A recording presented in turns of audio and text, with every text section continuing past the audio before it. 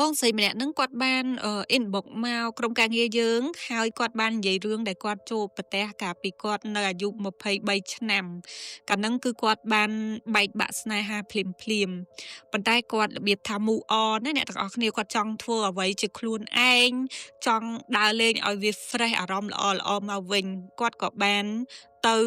trip មួយដែលជា solo trip របស់ខ្លួនឯងណាអ្នកទាំងអស់គ្នាគឺគាត់ទៅតែម្នាក់ឯងទេគាត់ក៏បានចាប់អារម្មណ៍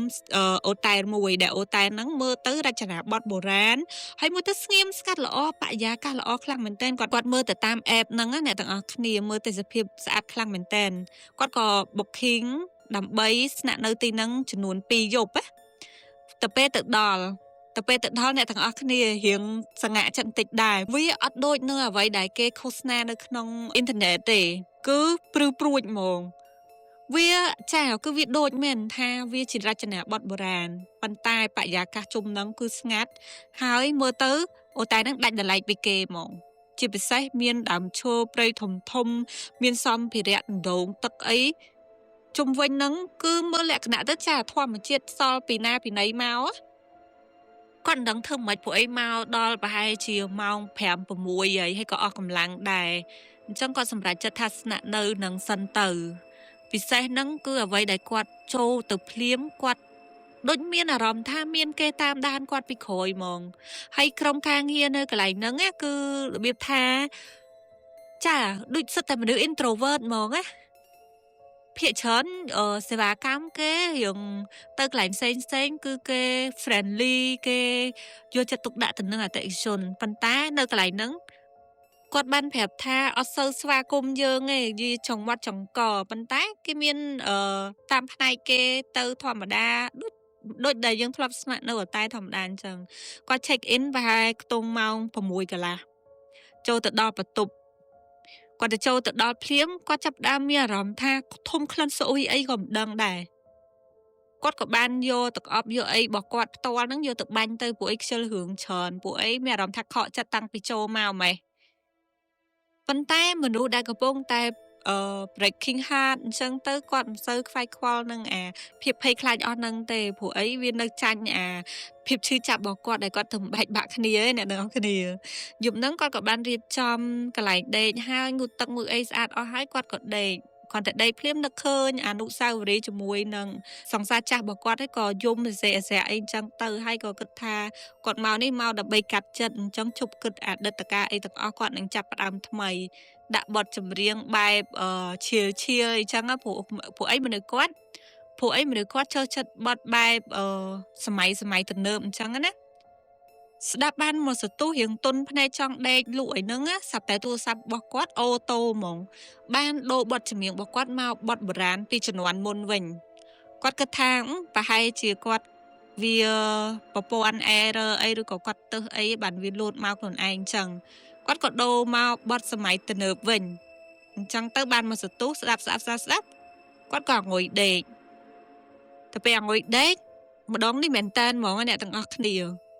ដាក់ចេញភ្លេងពិនពៀតឲ្យគាត់ស្ដាប់តែម្ដង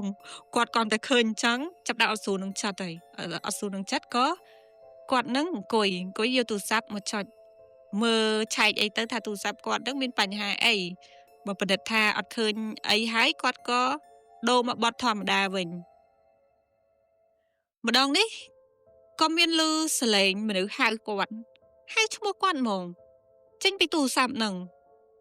ពេលឲ្យគាត់ក៏របៀបថាចាប់ដាក់អត់ស្រួលនឹងចិត្តម្ដងទៀតណាគាត់ក៏ឈប់ស្ដាប់ឈប់អី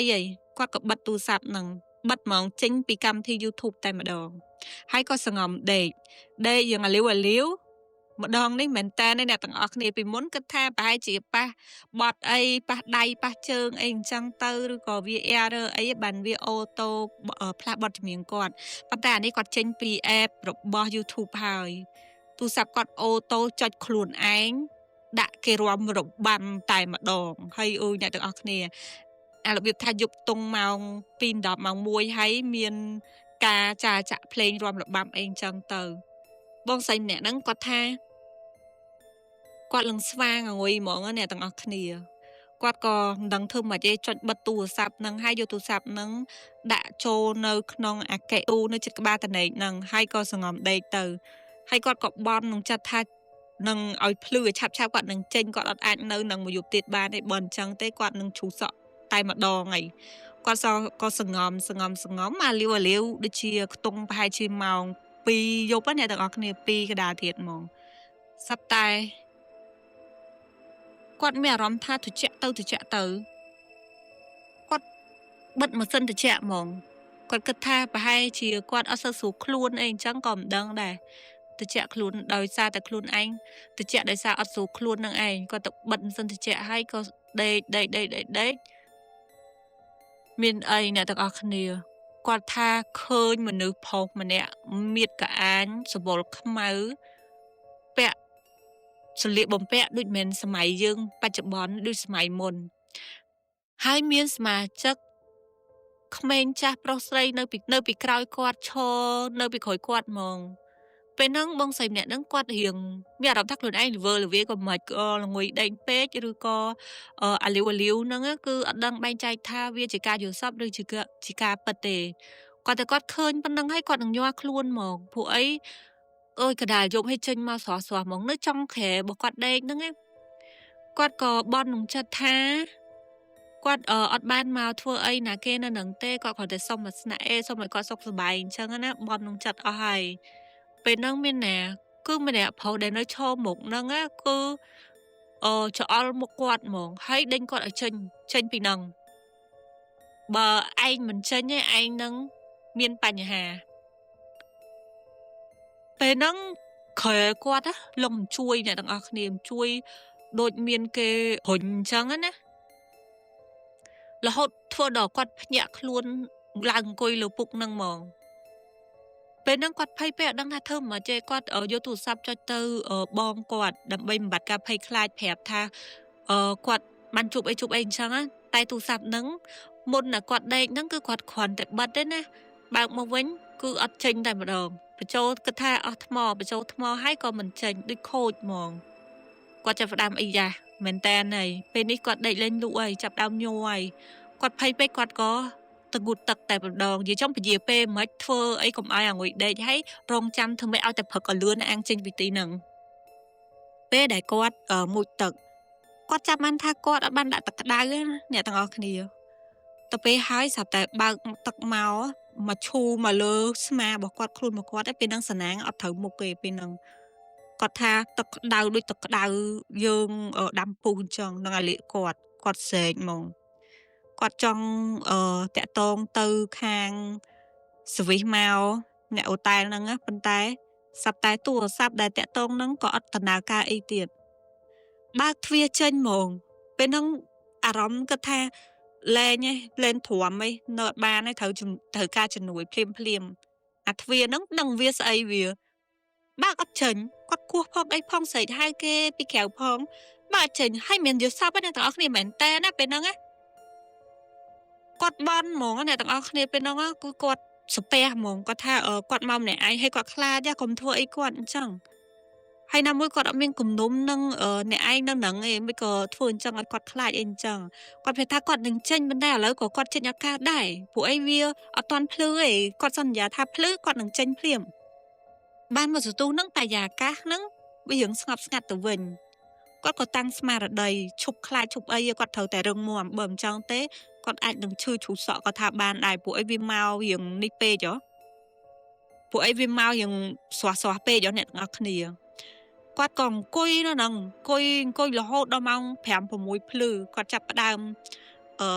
ទូរស័ព្ទគាត់ចាប់ផ្ដើមបើកបានហើយអ្នកទាំងអស់គ្នាហើយវាចៃដន្យអីតភ្លឺបានវាបើកបានហ្មងទាំងតែគាត់អត់បានសាកទូរស័ព្ទអីទេគឺទុកចោលតែម្ដងពេលហ្នឹងគាត់ក៏អត់អស់ចិត្តទេគាត់ក៏ស្រាវជ្រាវចុចមើលអ៊ីនធឺណិតអំពីអូតែលហ្នឹងទៅពេលហើយអ្វីដែលនឹកស្មានដល់នោះគាត់ដឹងថាដីម្ដុំហ្នឹងកាលពីមុនគឺជាកន្លែងធ្វើទរណកម្មសម្លាប់មនុស្សគាត់គ្រាន់តែឃើញហើយគាត់ឡើងស្វាងចាស់ហ្មងអ្នកទាំងអស់គ្នាហើយគ្រួសារហ្នឹងសង្ស័យតែគ្រួសារដែរត្រូវគេសម្លាប់នៅហ្នឹងហើយចាំនៅហ្នឹងហើយគេយកមកធ្វើអូតែលនៅពីលើអាដីហ្នឹងគាត់ពិតជាភ្ញាក់ផ្អើលខ្លាំងមែនតើគាត់ក៏រៀបចំ check out ចេញខ្ទង់ម៉ោង7ព្រឹកហ្នឹងគឺអត់នៅយូរទេអ្នកទាំងអស់គ្នាសុំគេចេញហ្មង ហើយក៏ត្រឡប់ទៅផ្ទះវិញលែងខូចចិត្តលែងអីទៀតហើយពេលនេះគឺយកតែរួចខ្លួនសិនទៅដល់ផ្ទះគាត់និយាយរឿងហ្នឹងប្រាប់ទៅបងស្រីគាត់បងស្រីគាត់គ្រាន់តែឃើញអាកន្លែងហ្នឹងគាត់បានប្រាប់ថាមិត្តភក្តិគាត់ក៏ធ្លាប់ជួបដែរហើយកន្លែងហ្នឹងគឺអត់សូវមានភ្ញៀវទៅទេអ្នកដែលធ្លាប់ជួបហ្នឹងគឺគេនិយាយចំអត់ទៅហ្មងគេណូតកន្លែងហ្នឹងទីតាំងហ្នឹងទុកហ្មងគាត់ថាសំណាងអីដែលគាត់អត់អីហើយបងស្រីគាត់ថាមិត្តភក្តិដែលធ្លាប់ទៅហ្នឹងមកវិញឈឺជ្រុះសក់បងស្រីហ្នឹងគាត់គ្រាន់តែឮហើយគាត់ថាខ្លួនឯងសំណាងដែលអត់មានរឿងអីកើតឡើងដោយសារតែពេលហ្នឹងស្មារតីគាត់រឿងនឹងណដែរអ្នកទាំងអស់គ្នាបើស្មារតីគេហៅថាខ្សោយឬក៏ឆាប់ភ័យខ្លាចអីខ្លាំងអាហ្នឹងប្រហែលជាអាចនឹងមានបញ្ហាពេលហ្នឹងគាត់រៀងនៅព្រឺៗក្បាលដែរហ្នឹងបងស្រីគាត់ហ្នឹងក៏នាំគាត់ទៅស្រូចទឹកស្រូចអីចេញអញ្ចឹងទៅហើយគាត់ក៏បានប្រាប់ថា